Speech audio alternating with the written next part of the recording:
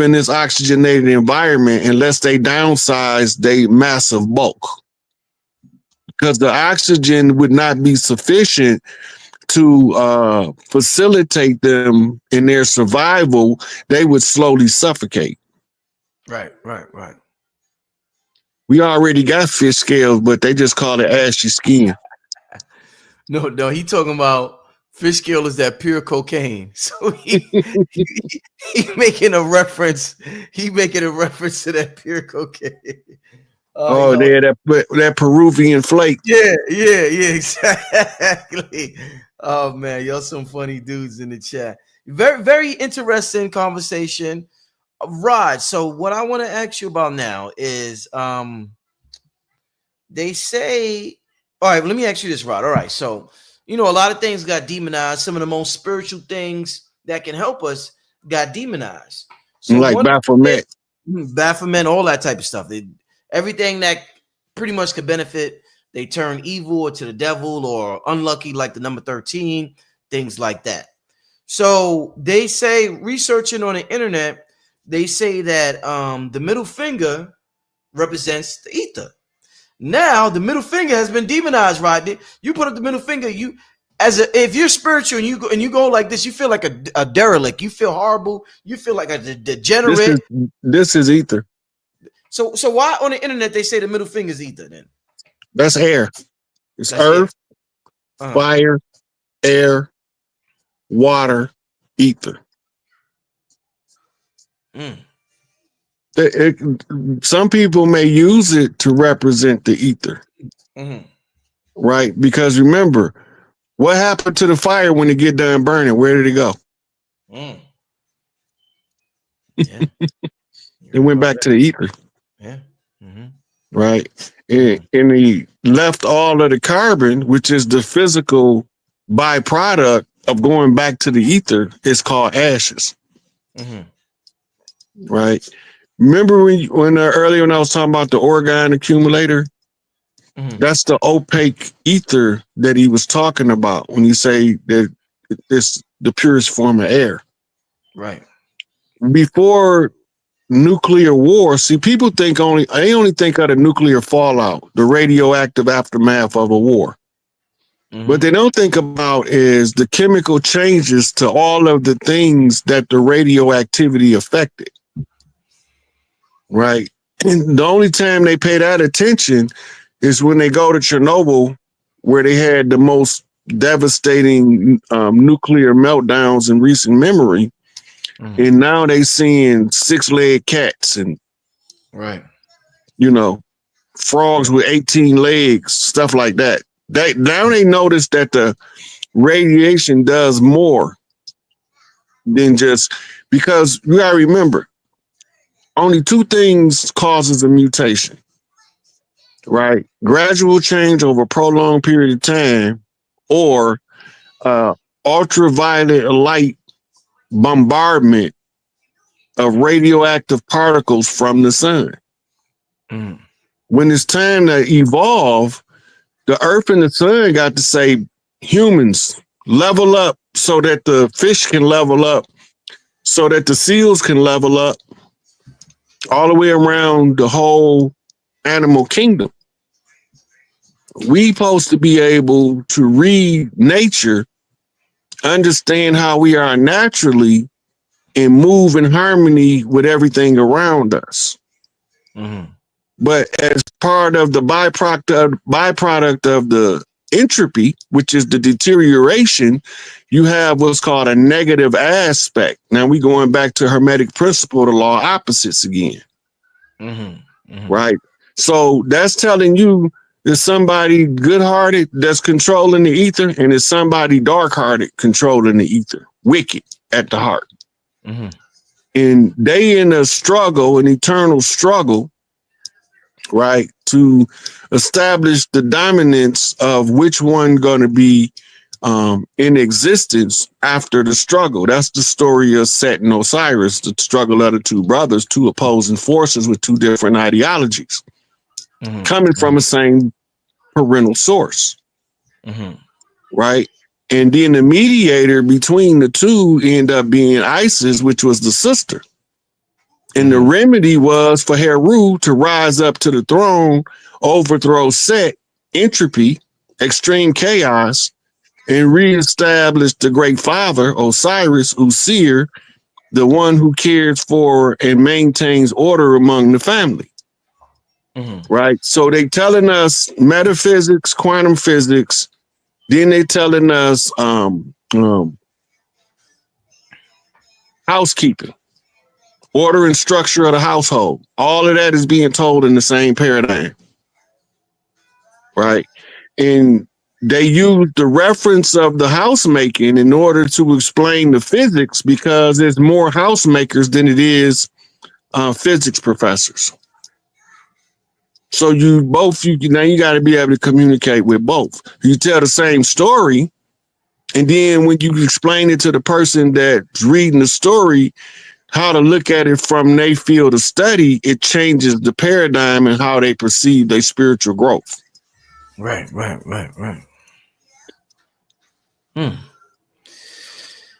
All right, so Rod, so let's go in this direction. So we talked about earlier about empty space, and I told you how I want to stress to my community that empty space is really not empty. So another thing that I thought about when I think about so-called empty space is silence, the silence in songs. You know, this is something that gets neglected, like empty space in between objects in your house. So the silence within a song is something that gets neglected. Bobby Hemmett talked a lot about the importance of the silence and how that actually is what made music special. So talk to me about the silence in songs and that connection to the ether, Rod. Because when we think about songs, we think about the sounds. We always talk about the sounds, but there's also a sound that we don't hear in our ears, and that's the silence in between the sounds. So talk to me about the silence in between the sounds. You ever seen that movie Eddie and the Cruisers? No, I haven't. No. They writing a song. Yeah. And Eddie is trying to explain what you just said to somebody. Right? And they got a guy that writes songs with him called the Song Man. So the Song Man was trying to give Eddie and the Cruisers a new song. And Eddie was trying to explain the only way the song would work, we need this element in it. And he said, what is this? It's called a haiku. Yeah. A strategic silence in the song that makes the rest of the song more compelling to draw you in. What movie is this? Eddie and the Cruisers. Right, I gotta, because I'm a musician, I'm a producer, so I gotta watch this. Oh man, if you ain't seen Eddie and the Cruisers, hey, but I'm gonna tell you this: once you see it, your whole view on the Tupac situation gonna be like, oh, what the? Yeah. Yeah. All right, let's let it go. Yeah. So, and Eddie and the Cruisers is a movie John Cafferty, a country singer, did the soundtrack to. And a couple of my favorite songs on there is On the Dark Side, which we was just talking about the Force. That he talking about a lady, right? And he said, from out of the shadow, she walked like a dream. But you would never really know just what I mean. Right? She coming from the dark side. This is what he explained, and she stole his heart. So it's the telling of the story by song that makes the movie so compelling when you understand the story behind the Cruisers. That the movie was actually based off Jim Morrison and the Doors. And then they used a writer named Arthur Rimbaud as the conspiracy effect to the movie. Right. And I think it's Eddie. I think it's 2 parts. It might be 3, but I know it's 2 parts. It's really good. And if you like music, you're going to love that movie. Like I could put it in and leave it in for 7 days without taking it off repeat. Damn, like that? Shit. That's yeah, I'm gonna watch that. I'm gonna watch that real soon. So let me teach you about that silence. That strategic silence is often taught about in poetry. Yeah. Yeah. Like, for instance, if you listen to Gwendolyn Brooks doing stand-up, the Last Poets, Nikki Giovanni, they all use that strategic side. Even Maya Angelou. When they doing what they call it, they reading their poetry, spoken word, you will see it. And then a lot of times in old poems you read before, you didn't know what the symbol mean for the haiku, which is the strategic silence. Then you go back and read those poems again and they have a whole different effect. Because now you understand the strategic silence. Right. That's like a little, trying to think of a good song that uses the strategic silence. But I can't think of one off the top of my head that it just stick out where everybody that heard the song would know what I'm talking about. Most of them are French songs, folk music and stuff like that. Right. Wow. Yeah. That's that strategic silence, because even with you talking, like let's say there could be two speakers, Rod. This is a great example. And this is an example of the importance of that silence, or what some people may call empty space, or some people may call ether energy or whatever. Two people talking, you could say that strategic silence is talked about in poetry, or you could say that strategic silence is talked about in poetry. And the person who used that silence and said in poetry, yo, it hit my heart. Rod, that shit hit my heart way harder than a person that just said it robotically. So when you said the poetry you use strategic silences in between words and what you want to stress. So that made me think about that. That's how important that silence is. You could impact the person's part. Like, imagine a dude talking to his girl and saying he love her, and he says it with silence in between certain words. Like, that shit is real important, Rob. We sleep on that, man. Well, the first person that did something different with that strategic silence in music was Marvin Gaye, on the album with What's Happening, Brother, and I forget, it's some of his biggest songs. But if you pay attention in some of his strategic silence, you will hear people chattering in the background. Right? Because that's the way that he brought your attention to the strategic silence before the next part of the song activate.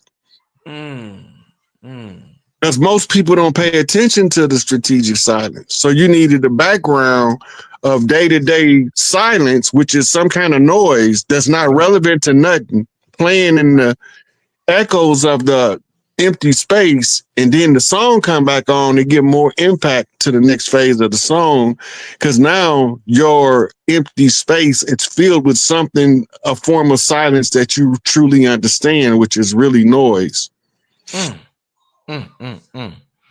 Yeah, and just speaking of noise, when I was talking to you on the phone, Rod, and I said, Rod, what's the best word in the English language that you could use to describe the ethers? And he was like, loud sound. And I didn't think he was going to say that. I think he was going to say some scientific shit, or, whatever. He was like, loud sound. I was like, wow, that's powerful that you would say that, bro. Loud sound. That's the best word, the most efficient word you would use in the English language to describe this force. Now, this is the greatest force in existence. And you said sound, my brother. Look, they call it the Big Bang, but how did you know if it's a bang if there's no sound? Ooh, there you go. There you go. No, just think about it. How do they know that a Big Bang ever take place? Boom. Two main reasons. One is it's still echoing. Ooh.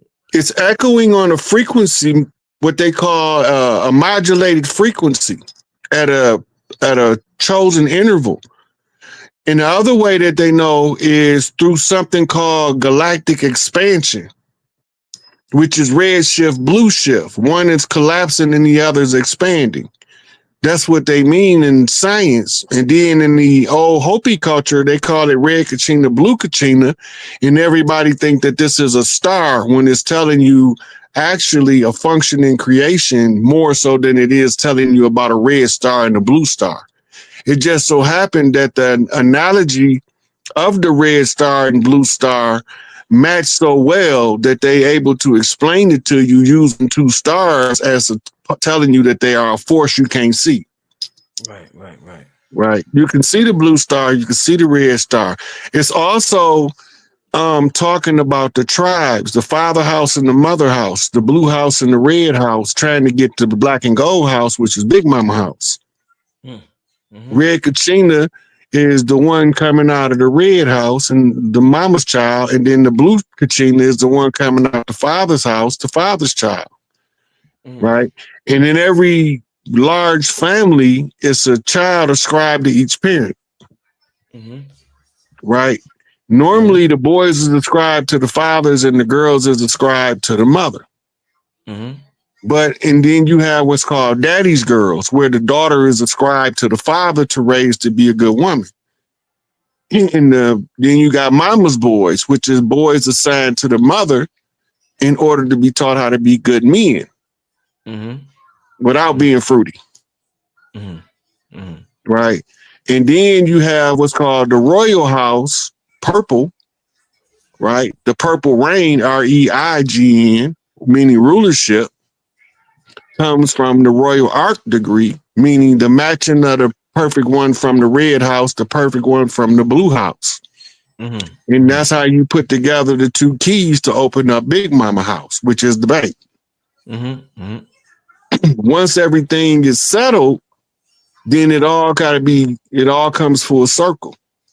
And so you use the same sciences of creation in order to create, and what we call it manifest now.